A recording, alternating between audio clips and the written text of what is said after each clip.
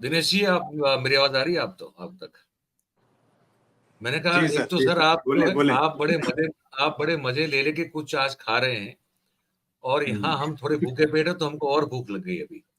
तो ये अत्याचार हो ऐसा रहा है हम क्या? पे, आप बता दें आपको। ठीक है। अब बताएं, हुक्म करें तो हजूर। आज तो बर्थडे है महामहिम का। आज भी नहीं खाएं क्या? नहीं नहीं, देखिए, मैंने मेरे ख्याल से उनका फलसफा है कि खाना ब- भी चाहिए और मैं पुण्य देना मैं भी अभी चाहिए। मैं तो अभी आप बात खाइए। सुन रहा था। वो 1000 साल जी। का जो एजेंडा। सीधा मैं बताऊं आपको, मैंने कल सुना तो मैं चौंक उठा। मैंने कहा अभी ये कह रहे हैं कि पिछले दिनों मेरा खूब मजाक उड़ाया जा रहा है, मेरा कुछ मखौल उठाया जा, मैंने कहा अब ऐसा कुछ आप बोलेंगे तो ये कैसे कोई मजाक नहीं उड़ाएगा? अच्छा, आप तो 1000 साल की बातें करोगे, कोई अभी मजाक नहीं अभी उड़ाएगा? यहाँ तो कैसे होगा? देश की समस्या बड़ी गड़बड़ा गई सर। हुआ जी। ये है कि जब देश में बहुत ज्यादा पॉपुलेशन ऐसे थी जो लोग पढ़े लिखे नहीं थे, तब देश के जो प्रधानमंत्री थे या लीडर्स थे, वो लॉयर्स थे, बैरिस्टर्स थे, इंग्लैंड और दूसरी कंट्री से पढ़कर आए हुए थे। दे वर जी वेरी लर्न पीपल। बिल्कुल। लेकिन जब देश पढ़ लिख गया तो दुर्भाग्य ये हुआ कि हमें एक ऐसे नेतृत्व में जीना पड़ रहा है जिसका कुछ पता नहीं है। एजुकेशन की तो बात छोड़ें, उनका तो जो जन्मदिन हम मना रहे हैं, ये किस नक्षत्र में उनका अवतरण हुआ है, ये भी सुनिश्चित करना जरा मुश्किल हो जाता है। तो ऐसी परिस्थिति में ये जो 1000 साल का बात आप कर रहे हैं, 1000 साल की बात ये करेंगे, लेकिन शायद की उस गजल को भूल जाते हैं कि आगाह अपनी मौत से बसर नहीं। ऐसा है ना सर? है ना, समान 100 बरस का और पल की खबर नहीं। तो पल की ये सब खबर चीजें नहीं। जो, हाँ, तो वो पल की खबर नहीं है। लेकिन यहाँ प्लान्स जो हैं वो बहुत हाई है, और इस वक्त losing any state is a big stake for them. उसका कारण है Absolutely, सिर्फ सिर्फ सत्ता सत्ता में रहना अब एक पहले पहले जरूरी था, अब मजबूरी है। ये मैं कई बिल्कुल बार ये बात कह चुका हूं कि मजबूरी ये बिल्कुल। है कि बड़ा इतना बड़ा घड़ा पाप का भर गया है कि अगर सत्ता किसी दूसरे के हाथ आई तो वक्त गुजर जाएगा और आप सलाखों के पीछे से बाहर नहीं आ पाएंगे। तो इसलिए ये परिस्थितियां जो तैयार की जा रही हैं, ये इसलिए तैयार की जा रही हैं। अब खौफ जो है वो दूसरी तरह का है, सत्ता से बाहर होने का खौफ नहीं है। यहाँ अब सत्ता में रहने की मजबूरी ये है कि अगर ये हुआ, और दूसरी तरफ गनीमत ये है कि इन्होंने सारी व्यवस्था को इस तरह से लपेट लिया है कि चुनाव आयोग तक अब बेखौफ होकर, या मैं तो कहूंगा कि अब उसको भी लाज लज्जा नहीं रह गई है नहीं नहीं, किसी वो तो तरह कभी की। कब की चली। वो कब वो की चली। आंखें मूंद कर हमारे एक पैनलिस्ट ने यहाँ पर मेरे को याद आ रहा है, उन्होंने केंचुआ की उपाधि दी थी। तो वो इस तरह से काम हो रहा, केंद्रीय चुनाव आयोग उसका एब्रीवेशन बनता है। तो जी वो बिल्कुल बिल्कुल। इसी तरह से काम हो रहा है कि जमीन के नीचे से कुरेदते रहो, जो जो चीजें हैं उसको बैक ड्रॉप पर करते रहो, ताकि ये लोग जो हैं किसी तरह बचे रहें और अपना काम बदस्तूर चलाए रखें। अभी मसला जो है आपका कश्मीर का है, हरियाणा का है। इन दो स्टेट्स में स्टेक्स इतने हैवी हैं कि यहाँ पर इनका अब कुछ होता बनता दिख नहीं रहा है। आज इनके बर्थडे पर बहुत सारी जगह हमारे यहाँ भी एक ब्लड डोनेशन कैंप भी लगाए गए, और वैसे तो खून चूसा जा रहा है आम आदमी का, आम नागरिक का देश भर में। लेकिन आज हकीकत में वो ब्लड डोनेशन कैंप जो थे वो ऑर्गेनाइज हुए हैं, और उम्मीद है कि वो ब्लड जो है वो अच्छे काम आएगा, लोगों को उससे फायदा मिलेगा। दिनेश लेकिन जी, जो परिस्थितियां, हमारे जी, हमारे यहाँ, मुझे आपका पता नहीं और राजीव का, राजेश जी परिचित होंगे उस बात से बिल्कुल। हमारे यहाँ तो जो सुविख्यात कुछ ब्लड बैंक्स हैं, वहां भी बहुत बड़े घपले पाए गए हैं। तो वही वही वो वही ये स्थितियां हर कहीं है सर, ये स्थितियां हर कहीं है। हमारे हिमाचल में खैर इतनी हालत खराब नहीं है अभी तक, लेकिन यहाँ तो परिस्थितियां, मसला ये है कि आप जा किस तरफ जा रहे हैं और देश को किधर ले जा रहे हैं। मसला अब आप अभी चर्चा का विषय ये हुआ कि वो रशिया से यूक्रेन जेलेंस्की से मिलने के लिए ट्रेन से 10 घंटे का सफर करके गए।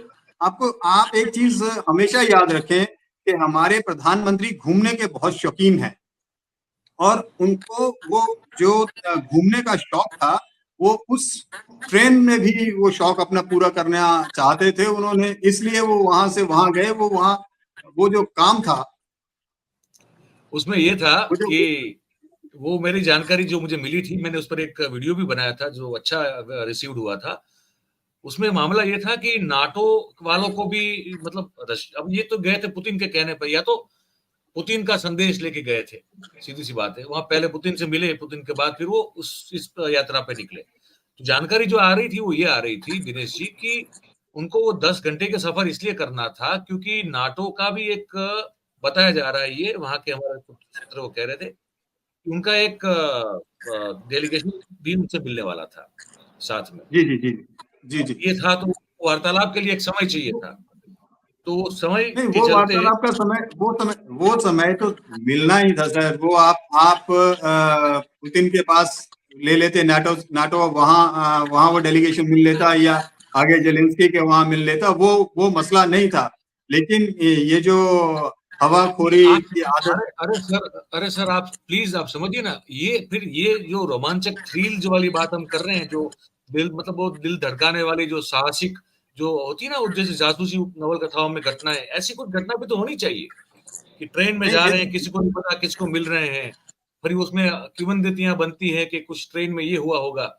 इसकी भी कोशिशें की गई है कि 10 घंटे के सफर में क्या क्या हुआ होगा। उसमें बहुत सारे भक्त लोगों ने कोशिश की और चला नहीं, वो अलग बात है, लेकिन कोशिश बहुत की सबसे गई। सबसे हैरानी की बात यह है कि वो सारा एक इलाका वार जोन बना हुआ है जी और उस वार जोन में आप कौन के लिए उस रास्ते का अख्तियार करते हैं। तो वो सारी चीजें जो हैं वो इस वक्त आप इस माहौल में देखिए, आप वहां पर क्या करके आए वो अलग बात है, वापिस आके आप देश में क्या कर रहे हैं उसके ऊपर ध्यान दें, लेकिन आपका एजेंडा सिर्फ और सिर्फ सत्ता है। आज हिमाचल की जो मैं अगर बात करूं तो यहाँ पर भारतीय जनता पार्टी ने एक नया शगुफा जो था, वो एक छोटा सा झगड़ा था दो लोगों के बीच का, उसको मंदिर मस्जिद बना दिया।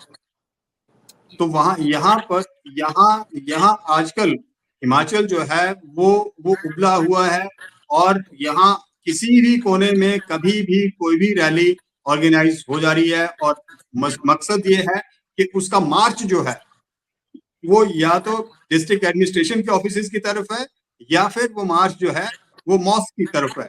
तो मस्जिद की तरफ का जो ये मार्च है और वहां जाकर धमकियां दी जा रही हैं शरेआम। मतलब जो हिमाचल का सोशल फैब्रिक था, जिसको हम बोलते थे कि हम बहुत शांत प्रदेश में रह रहे हैं, यहाँ पर पीस हमें मिलती है और यहाँ किसी तरह का कोई इस तरह का बवाल और विवाद नहीं खड़ा होता है। आज वो स्थितियां जो हैं वो हमें लगता है कि वो उनके ऊपर भी परेशानियां खड़ी होने वाली हैं। ये इस तरह से अगर हम प्रधानमंत्री का बर्थडे सेलिब्रेट कर रहे हैं तो ऐसे में हमें संकल्प तो ये लेना चाहिए था कि प्रदेश में शांति और माहौल जो है उसको सौहार्दपूर्ण ढंग से बनाया जाए, वहां भाईचारा जो था उसको वापस बरकरार किया जाए। लेकिन हालात ये हो रहे हैं यहाँ कि आए दिन 30 कोई ना कोई बवाल नया खड़ा हो रहा है और इससे आम आदमी जो है वो परेशान। दिनेश जी आप बताइए, छोटी सी आपकी भी टिप्पणी। आपका माइक अनम्यूट कर दीजिए। मैं अशोक जी की बात से बहुत सहमत हूं और मैं हमेशा ये कहता रहा हूं कि अब इस सरकार को मुद्दे जो थे जिनको लेकर ये चिल्ला कर सड़कों पर आए थे 2014 से पहले का जरा देखिएगा, कहाँ स्मृति ईरानी के गले में वो सिलेंडर लटका हुआ होता था और कहीं किसी के गले में वो इंडक्शन लटका होता था। क्या क्या नहीं, क्या ड्रामे क्या क्या नहीं किया इन लोगों ने सत्ता में आने के लिए। वो सारे के सारे मुद्दे, वो सारे के सारे इश्यूज अब जो है वो गॉन हो गए हैं। इनको ना तो देश के युवा की कोई चिंता है ना देश की चिंता है। आज देश का कर्ज जो 2014 तक 55 लाख करोड़ था, आज 210 लाख करोड़ के आसपास पहुंचने को हो गया। इनको इस चीज की कोई चिंता नहीं है। इन देश किस तरफ जा रहा है और इसको किस तरफ ले जाना है, इसके लिए इनके पास ना कोई विजन है और ना ही कोई प्लानिंग है। तो कुल मिलाकर इशू ये है कि ये इनकी अब गर्दन पर जो तलवार है वो देश के युवा की है, वो रोजगार ढूंढ रहा है, देश की गृहिणी की है जिसका गैस का चूल्हा दूसरी बार जल नहीं रहा है। सिलेंडर जब तक बांटने थे बांट लिए, सिलेंडर की हालत क्या हो गई है आज। ये सब मुद्दे जो हैं इनसे हटकर ये सिर्फ एक ही बात करते हैं कि किस तरह से समाज में सांप्रदायिकता फैलाई जाए और अपना उल्लू सीधा किया जाए। इससे ज्यादा मुझे इनसे ज्यादा उम्मीद नहीं है। तो ये सब चीजें जो हैं, और अब सबसे बड़ी बात यह है कि ये जो नकाब इन्होंने पहन रखी थी ना, जो मुखौटा इन्होंने लगा रखा था, अब ये टूट चुका है और इनका असल चेहरा जो है वो लोगों को समझ में आने लग गया है।